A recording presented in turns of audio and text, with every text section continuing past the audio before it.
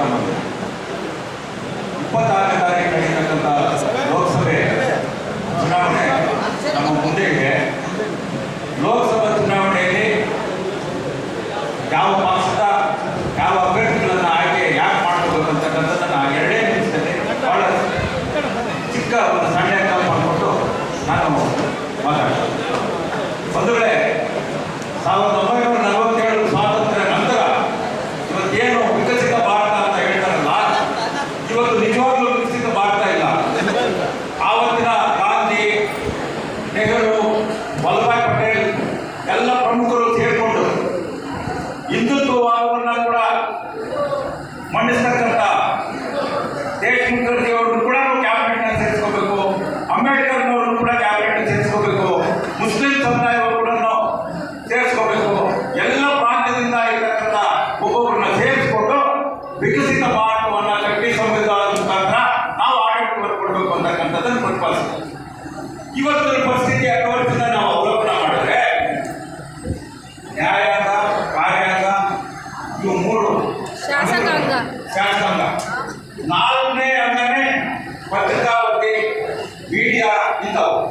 ಇವತ್ತು ಪತ್ರಿಕಾ ಮತ್ತು ಮೀಡಿಯಾ ಏನಾಗ್ತಾ ಇದೆ ಅಂತಂದ್ರೆ ಬರೀ ಮೋದಿ ಅವರು ಸುತ್ತಾನೆ, ಅವರ ಮುಂದೆ ಸುತ್ತಾನೆ ಸುತ್ತಕೊಂಡಿದೆ.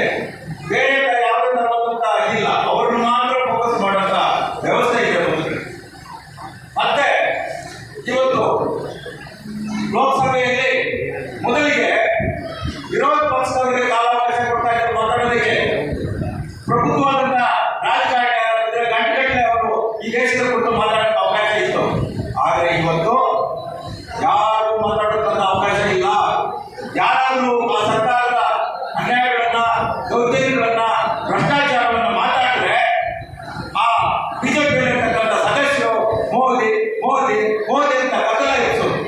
ಇವರೇನಾದರೂ ಕತ್ತಲ ಎಬ್ಬಿಸಿ ನ್ಯಾಯವನ್ನು ಕೇಳೋಕೆ ಹೋದ್ರೆ ಇವರನ್ನ ಸಸ್ಪೆಂಡ್ ಮಾಡೋದು. ಇಡೀ ಚರಿತ್ರೆಯಲ್ಲಿ ಲೋಕಸಭೆ ನಡೆದಂತ ಚುನಾವಣೆಗಳಲ್ಲಿ ಗೆದ್ದುಕೊಂಡ ಯಾವುದೇ ಪಕ್ಷ ಆಗಲಿ, ಯಾವುದೇ ಆಡಳಿತ ಇದ್ದಂಥ ಪಕ್ಷದಲ್ಲಿ 140 ಜನ ಸಂಸದರನ್ನ ಅಮಾನತು ಮಾಡಿ ಸಂಸದೆಯನ್ನು ನಡೆಸತಕ್ಕಂಥ ಕೀರ್ತಿ ಅದು ಮೋದಿ ಅವರು ಒಬ್ಬರಿಗೆ ಸಲ್ಲುತ್ತೆ ಹೊರತು ಬೇರೆ ಯಾರು ಸಲ್ಲಲಿಲ್ಲ. ಆದ್ದರಿಂದ ಈ 10 ವರ್ಷದಲ್ಲಿ ನಡೆಸಿದ ಆಡಳಿತ ನಮಗೆ ಪ್ರಜಾಪ್ರಭುತ್ವ ವ್ಯವಸ್ಥೆಯಲ್ಲಿ ಎಲ್ಲ ಹೋರಾಟಗಳನ್ನು ಕೂಡ ಸೇರಿಸಿ ನಾವು ಆಡಳಿತವನ್ನು ನೀಡಬೇಕಾಗಿರೋದ್ರಿಂದ ನಾವು ಈ ಸತಿ ಎಲ್ಲರೂ ಸೇರಿ ಕೈ ಹಸ್ತಕ್ಕೆ ಕುರಿತು ಮತವನ್ನು ಕೊಟ್ಟು ದೇಶವನ್ನು ನಾನು ಕೇಳ್ಕೊಡ್ತೀನಿ. ಕಳೆದ ಚುನಾವಣೆಯಲ್ಲಿ ನಮ್ಮ ಶಿವಗೋಪಾಲ್ ಅತ್ಯಂತ ಬಹುಮತವನ್ನು ಕೊಟ್ಟಂತ ಕ್ಷೇತ್ರ ಇದೆ. ಆ ಕ್ಷೇತ್ರದ ಹೆಸರನ್ನು ಕೂಡ ಇವತ್ತು ಎಲ್ಲ ನಮ್ಮ ನಾಯಕರ ಸಮ್ಮುಖದಲ್ಲಿ, ದಲಿತರ ಸಮ್ಮುಖದಲ್ಲಿ ಈ ಕ್ಷೇತ್ರಕ್ಕೆ ಅತ್ಯಂತ ಕೊಡುಗೆಯನ್ನು ಕೊಟ್ಟಿರ್ತಕ್ಕಂಥ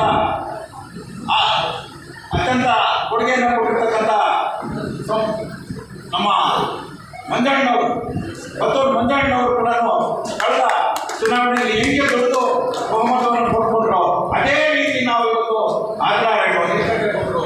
ನಮ್ಮ ನಗರ ಸತೀಶ್, ನಮ್ಮ ಜೆಕೆ ಇವರ ನೇತೃತ್ವದಲ್ಲಿ ಎಲ್ಲ ಬಂಧುಗಳು ಕೂಡ ಒಟ್ಟುಗೂಡಿಸಿ ನಾವು ಬಹುಮತವನ್ನು ಕೊಡಬೇಕು ಅಂತ ಕೇಳ್ಕೊಳ್ತಾ ನನ್ನ ಮಾತನ್ನು ಹೋಗ್ತಾ ಇದ್ದೀನಿ. ಜೈ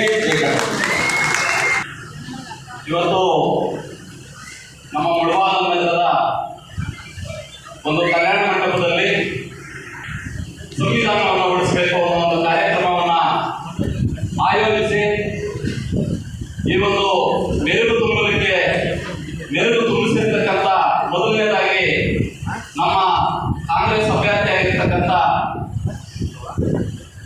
ಆದಿನಾರಾಯಣ ಅವರಿಗೆ ನಮಸ್ಕರಿಸ್ತಾ, ಎರಡನೇದಾಗಿ ಇಡೀ ನಮ್ಮ ಜನಸಮೂಹಕ್ಕೆ ನಮಸ್ಕರಿಸ್ತಾ, ಈಗಾಗಲೇ ನಮ್ಮ ಹಿರಿಯರೆಲ್ಲ ತಿಳಿಸಿದ್ದಾರೆ, ಇನ್ನು ಬಹಳಷ್ಟು ನಾವು ತಿಳ್ಕೊಳ್ಳುವಂಥ ವಿಚಾರಗಳು ಬಹಳಷ್ಟು ಇದ್ದಾವೆ. ಇವತ್ತು ಡಾಕ್ಟರ್ ಬಾಬಾ ಸಾಹೇಬ್ ಅಂಬೇಡ್ಕರ್ ಅವರು ಇಡೀ ದೇಶಕ್ಕೆ ಸಂವಿಧಾನವನ್ನ ಕೊಟ್ಟಿದ್ದಾರೆ. ಸಂವಿಧಾನದ ಅಡಿಯಲ್ಲಿ ಇಡೀ ದೇಶದಲ್ಲಿರ್ತಕ್ಕಂಥ ಪ್ರತಿ ಮನುಷ್ಯನನ್ನು ನಾವು ಜೀವಿಸ್ತಾ ಇದ್ದೀವಿ. 65 ವರ್ಷಗಳ ಕಾಲ ಕಾಂಗ್ರೆಸ್ ಪಕ್ಷ ಈ ದೇಶಕ್ಕೆ ಒಂದು ಉತ್ತಮವಾದ, ನಮಗೆ ಉತ್ತಮವಾದ ವಿದ್ಯಾಭ್ಯಾಸ, ಉತ್ತಮವಾದ ಗಾಳಿ, ಉತ್ತಮವಾದ ನೀರು, ನಮಗೆ ಬೇಕಾಗಿರ್ತಕ್ಕಂಥ ಸೌಲಭ್ಯಗಳನ್ನು ಕಾಂಗ್ರೆಸ್ ಸರ್ಕಾರವೇ ನೀಡಿರೋದು. ಅರ್ಥ ಮಾಡ್ಕೋಬೇಕು ಇದನ್ನ. ಇವತ್ತು ಯಾರೋ ಕೆಲವರು ಮಾತಾಡ್ತಾರೆ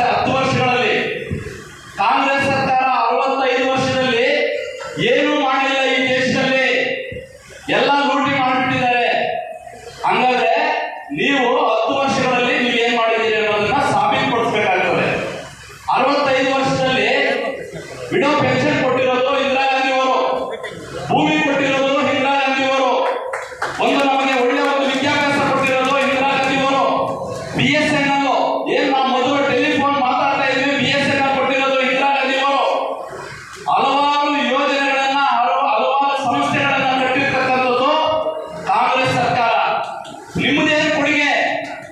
10 ವರ್ಷದಲ್ಲಿ ನಾವು ವರ್ಷಕ್ಕೆ 20 ಲಕ್ಷ ಉದ್ಯೋಗ ಕೊಡ್ತೀವಿ ನಿರುದ್ಯೋಗಿಗಳಿಗೆ ಅಂತ ಹೇಳಿದ್ರಲ್ಲ, ಯಾರಾದ್ರೂ 1 ಲಕ್ಷ ಉದ್ಯೋಗ ಕೊಟ್ಟಿದ್ರೆ ದಯವಿಟ್ಟು ಬಂದು ತೋರಿಸ್ಬೇಕು, ಹೇಳ್ಬೇಕು. ಇದನ್ನ ನಮ್ಮ ಜನ ಫಸ್ಟ್ ಅರ್ಥ ಮಾಡ್ಕೋಬೇಕು. 2 ಕೋಟಿ ಅಲ್ಲ, 10 ವರ್ಷದಲ್ಲಿ 20 ಕೋಟಿ ಉದ್ಯೋಗ ನಾಪತ್ತೆ ಆಗೋಯ್ತು. ಬಿಜೆಪಿ ಸರ್ಕಾರ ಅಧಿಕಾರಕ್ಕೆ ಬಂದ ಮೇಲೆ ಸಡನ್ ಆಗಿ ನಮಗೆ ಜೀರೋ ಅಕೌಂಟ್ಗಳನ್ನು ಮಾಡಿ ನಿಮಗೆ 15 ಲಕ್ಷ ಹಣ ಕೊಡ್ತೀವಿ ಅಂತ ಹೇಳಿದ್ರಲ್ಲ, ಎಲ್ಲಿ 1 ರೂಪಾಯಿಯಲ್ಲಿ ನಮಗೆ ನಮ್ಮ ಅಕೌಂಟ್ಗಳು ಬಂದಂಥದ್ದು?